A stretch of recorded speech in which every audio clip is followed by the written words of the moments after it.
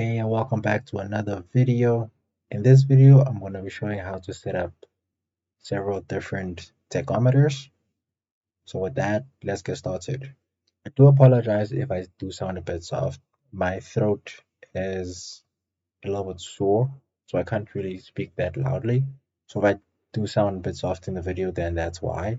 Down in the description, you can find the link on how to create either an analog or digital tachometer, which is what we're going to be using in this video. But there are a couple of things that you need to note. Let me just open up the tachometers that I have here. So here I have three tachometers that I'm going to be using. Each one of them corresponds to one of the three cars in the tutorial. So the thing to note is that firstly, you are going to need a blueprint design that all your tachometers are going to follow. So let me just show you the one that I created. So this is the one that I created. So this is the base blueprint design for all the tachometers in the tutorial. And the reason why you're gonna do this is you want all your tachometers to follow the exact same design, but apart from that, you want your zero and your max RPM to always be in the exact same location in order to make the code easy on yourself. So by having a design like this, just so you can base everything off of, then you always know where zero needs to be. For me, it's here at the bottom, so zero will always be here, and then my max RPM will always be at the top at this angle, regardless of if it's 8, 9, or 10. It'll forever and always be at this location here. Once you have your design, once you create and set up the materials in Unreal Engine, if you're using the analog video to set yours up, which means you're going to have a needle, then your lerp A value is going to change based on where your idle RPM is. For me, it's 1, so this value is going to change. So for 9,000, it's negative 0.006. For 8,000, it is negative 0.013. And then for 10,000, it is 0.002. So the lerp A value is going to change. Your RPM range should always remain at 0. 0 is just 1. So your RPM range, which is going to be the value that will be animated in the code, your scalar parameter value, will always be 0, and then your lerp A will then indicate where 1 is. And then your lerp B value, for me, it's negative 0.58. This is exactly the same for all of them, which just indicates where the max RPM is for each tachometer. So as you can see here, we have the 10, we have the 8, but the lerp B value is still negative 0.58. And then for the 9 as well, the lerp B value is also still negative 0.58. That is something that you need to keep in mind. This is for the analog, and then if you're creating the digital, which is the bottom code over here, this is a shortened version. I just made this because I'm using it currently as the place to indicate where the red line is, but you're still going to use the exact same value. So for me, it's the red line, which is going to be the part that you don't animate. You don't animate this. If you're using this as your RPM for the digital, then I would recommend that you call this particular scalar parameter, which is connected to the custom rotator. I would recommend that you call this 0, because this is the one that's going to indicate where your 0 is. It will always sit on your 0. And then the one that's called percentage, this is going to be called your RPM range, or RPM, which is the one that you're going to animate. And then this is actually the one that's going to change. So the RPM which sits here in the digital is going to be your lerp A value, or rather the equivalency of your lerp A value, because this is going to be the animated version. So if I just select this, and then as you can see, as I move this, this is the part that's going to be animated. So this will be your starting point for your RPM. So please do keep that in mind. But with that out of the way, for the things that you need to keep in mind in order for the calculations to be consistent, we're now going to move on to setting up the code so that we can switch between the different tachometers. So let me just close all of these. And then the workshop, going to go to content, widget, open world. Then we're going to open up the HUD, but we're going to go back to the workshop. And then in here, we're gonna right click, user interface, widget blueprint, and then user widget. We're gonna call this WBP underscore gauges. We're gonna open this up. And then in here where it says full screen, I'm gonna select that, set it to custom.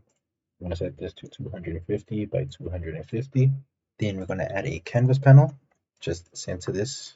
And then we're gonna add an image. Select the image, drag it on the canvas panel, select the image. We're gonna anchor this to the entire canvas. Hold Shift Control, select that. And then its visibility, we're gonna set this to hidden. The brush, we're going to use the image. Just gonna go to content, gauges, start with the 8. So we're gonna use the material instance, not the material. Select the material instance, head over to gauges, set this as the brush, and then we're just gonna rename this. Just gonna call this 8K, and then we're gonna select the image we just set up, Control D, and then we're gonna rename this one F2. I'm gonna call this 9K. We're gonna go back to workshop, gauges, 9K, select the material instance, gauges, and then switch it out. Then we're gonna select the 9K, Control D, F2. I'm gonna call this 10K. Add back to the workshop, gauges, 10K, the material instance, gauges, and then just set this as the new one. Just need to make sure that they are all set to hidden. Then we're just gonna compile and save. And then with this, we're gonna head over to the graph. So in the graph, just move the event tick down a bit. We're gonna right click, gonna get game instance. We're gonna drag off from there. We're gonna pass to BPGI game, connect the execution pin, drag off from there, promote to a variable, and then we're gonna create a function. We're gonna call this load vehicle ID. Drag off, and then we're gonna look for does save game exist. The save game is the vehicle ID. From the return, drag off, look for branch. From the true, drag off, and load game from slot. Slot is the vehicle ID. From the return, drag off, and then cost to BP save game. From the as BP save game, drag off, and then get vehicle ID. And then from here, actually, we need to add a return node. So I'm gonna right click and then look for return node, add return node. And then on here, select it. Then we're gonna select add an output. The output is going to be the vehicle ID, and it is of type integer. Connect the vehicle ID to the output, connect the execution pin. Then we're gonna compile and save. Then we're gonna create another function, and then this one's gonna be called load max RPM. Then we're gonna take the as BPGI game, full control, drag this in, drag on from there. Then we're gonna get BP garage cars, drag off from there. We're gonna get a reference, and then we are going to drag in the load vehicle ID function, drag this in, connect the execution pin from the vehicle ID, connect this to the get, and then from the get, drag off, and then we're gonna break the BPS vehicles, expand, and then we're gonna look for the max RPM, and then we're gonna drag off from there, and then we're gonna add a return. Actually, no, right click, then we're gonna add a return node. And then here we're gonna add an input as well, and not an input, an output. This is gonna be of type float, and then this is going to be called max RPM. So then we're gonna take the max RPM, connect that to the output, connect the execution pin, select the break, hide unconnected, and then we're gonna compile, save, add to the event graph, and then on the event construct, we're gonna drag in the load max RPM, connect this after the set, connect the execution pin, and then now we're gonna create a function for each of the tachometers. So we're gonna add a new function. We're gonna call this one 8K. We're gonna compile, head back to the designer, select the images, make sure they are set to is variable. I forgot to do this at the beginning. I'm gonna compile. Oh, it's because they have the same name. We gotta just rename this real quick. Okay, we're gonna just call this 8K gauge. Compile now. Okay, there we go. Problem solved. So we're gonna drag off from here and then look for is valid under the struct. The is valid with the question mark. So we're gonna leave this empty for now. I'm gonna get back to it in a moment. From the is not valid, we're gonna drag off and then look for create dynamic material instance. And then we're gonna look for the 8K material instance we created. We're gonna look for this one. And then from the return value, drag off, gonna promote this to a variable. Gonna call this mi 8K. And then we're gonna drag in the 8K image, hold control, drag this in. Then we're gonna drag off from there, and then gonna look for set brush from material. And then the material is the mi8k. Drag that in there, connect the execution pin, and then this also gets connected to the is valid pin. So now that we have the mi8k variable, we're gonna drag this and then put this on the input object by the is valid. And then also one thing I did kind of overlook in the load vehicle ID just had back here, we are going to actually set this as a variable on its own. So just drag out from the return node, drag off from here, and then just promote this to a variable, and then just connect that like that. And then from the set, we want to connect this to the vehicle ID. Or alternatively, you could just remove this, but then you would have to set the load vehicle ID function on the event construct. So you would have it here like this. Then you would have the set as BPGI game, load vehicle ID, and then the load max RPM here. But I'm gonna leave it as is. And then we're gonna head back to the 8K gauge. I'm gonna drag in the as BPGI game. Just drag this in real quick. Drag off from there. I'm gonna get BPS garage cars. I'm gonna drag off from there. We're gonna get a reference. I'm gonna take the vehicle ID variable, drop that on get, drag off from there. We're gonna break, and then we're gonna drag in the mi8k, hold control, drag this in. I'm gonna drag off from there. I'm gonna set scalar parameter value, and then the value we're looking for is, for me, it's going to be the RPM range. For you, it would also be, if you're using the analog, it would be the RPM range. If you're using the digital, it would be the RPM. Then here by the break, I'm just gonna expand this. Then you're going to go from the current RPM, drag off from here. We're going to look for map range clamped. And then the in range A is going to be the idle RPM. The in range B is going to be the max RPM. And then for the out range A, we're going to leave this at 0. And then the out range B, I'm going to set this to 1. Then we're going to select the break and then just hide unconnected.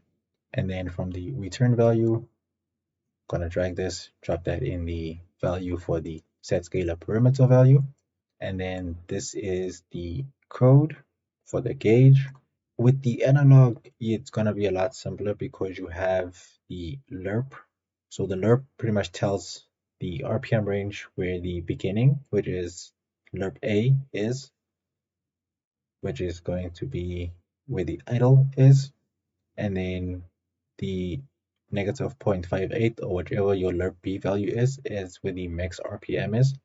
And then if you set the RPM range from its current value of 0 and you set it to 1, you will see that it is pointing exactly where the max RPM for the car will be.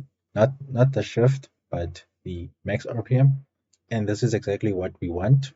We want it to have the complete range, but because the shift RPM is going to happen before it ever reaches the max RPM or the output value of 1, it will be accurate. As for the digital, you will have to find out exactly where this value is, but it will be consistent across all of them if you use the exact same design blueprint for every tachometer. So you would have probably a different value. I don't think it would be 1. It would probably be a point something, but that's the value you're going to use for the output range B value.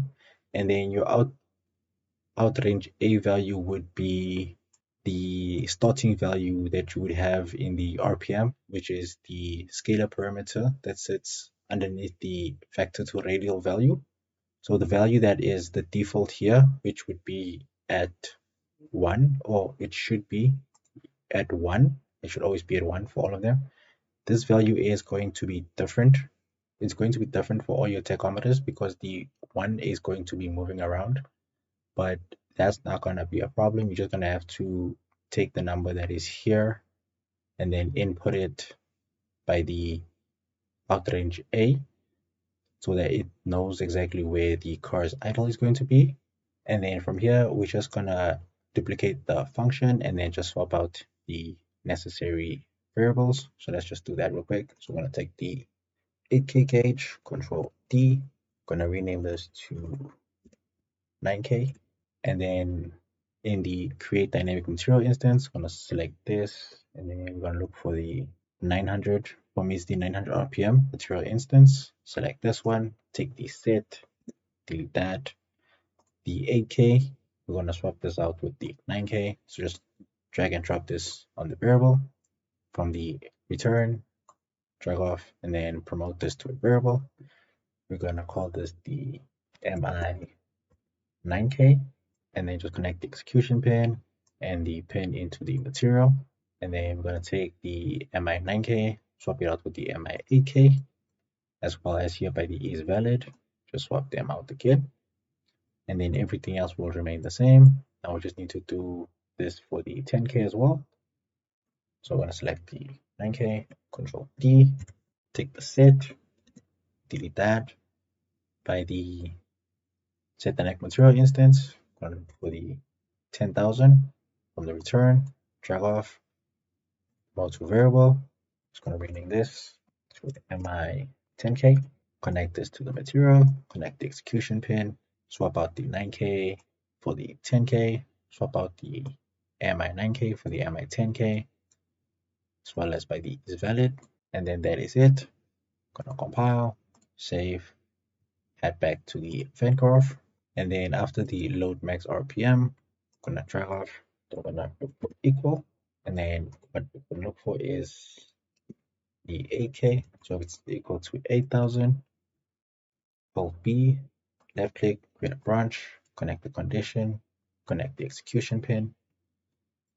And then if this is true, we're gonna drag off. And then we're gonna set timer by function name. And the function we're gonna look for is the 8K, F2, Control C, and then paste it in here by the function name, Control V. I'm gonna set this to 0.01, make sure that it is looping. And then along with that, we're gonna take the 8K variable, hold control, drag this in, and then we're gonna drag off from there and then look for set visibility. I'm gonna set this to visible, connect the execution pin, because all of them are set to hidden by default. So when the condition is met for the max RPM, we're going to only set the visibility of the one that meets the requirement, and all the other ones will remain hidden.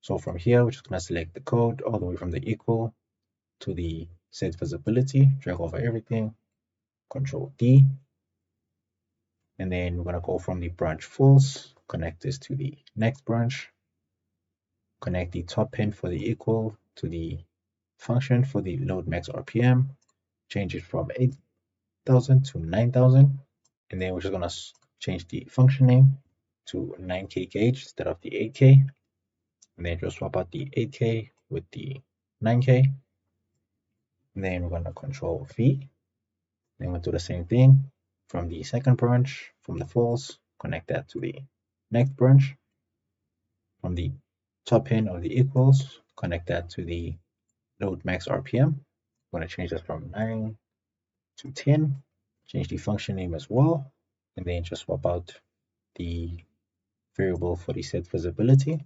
So now that we have that, we're gonna compile, save, head over to the HUD. Then in here, first thing we're gonna look for is a size box.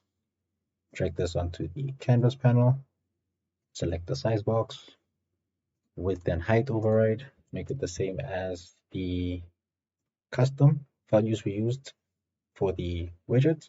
In this case, we used 250 by 250, which is the same we're going to do here, 250 by 250. And then we're going to anchor this. Okay, we already have the bottom part here, so we're going to anchor this to the bottom left. Oh, I made a mistake. It's not supposed to be on the canvas panel. It's supposed to be on the overlay. So just take the size box and then drag this over the overlay. There it is. Okay, now we have, that's proper. My mistake on that one. That was on me. And then we're gonna set the horizontal alignment and vertical alignment to the bottom left.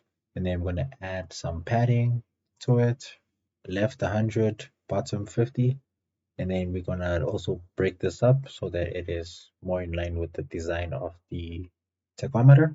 What we're gonna look for next is we're just gonna look for the widget gauges. Just type in the widget name, gauges, take that and then drag it on the size box. And then now it's gonna look like this. So I'm just gonna break this up real quick. So to do that, you're just gonna drag whatever you need out of the size box, vertical. So just drag this out onto the overlay, and then the under vertical as well. Drag this over onto the overlay, and then now we have a size box or a horizontal box that has no purpose. So we can delete that. Select the vertical. Okay, we're gonna set the horizontal and vertical alignment the same as the size box. For that, bottom left. Then we're gonna add padding to it.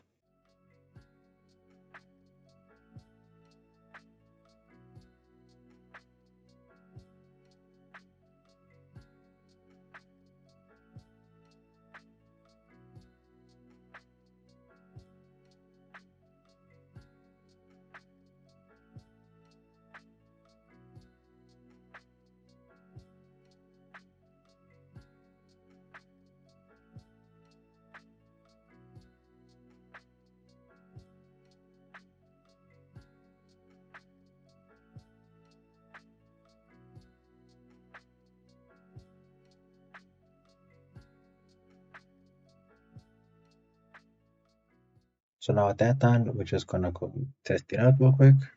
Just select the size box. And then we're just gonna make sure its visibility is set to the default. Save, head to the workshop, save everything. Then we're gonna play, exit workshop. Yes. So now we have the gauge. And let's see if we accelerate. It does move.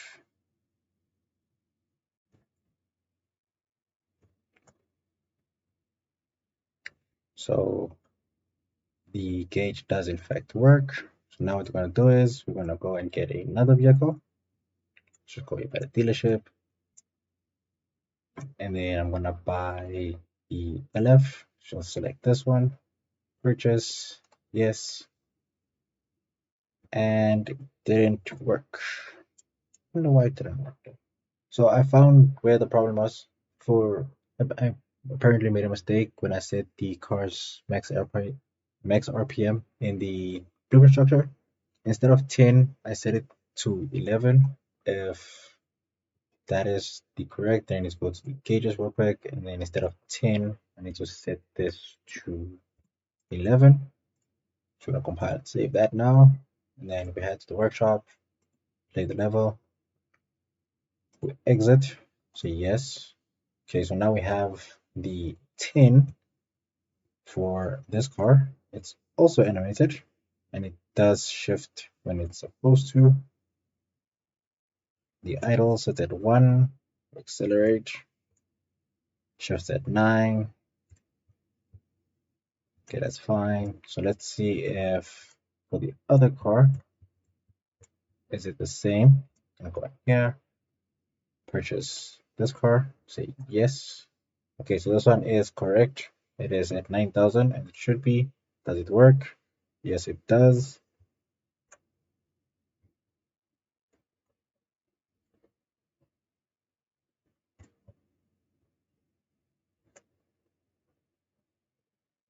Okay. So as you can probably tell, the car isn't shifting at exactly the red because I just simplified it so that it sits at a whole number instead. But if we look at the structure, this car shifts up at 72, but the tachometer, the red line sits at 8. So I simplified everything, but as you saw, it does shift slightly after 7 or at 7. So the code is working properly.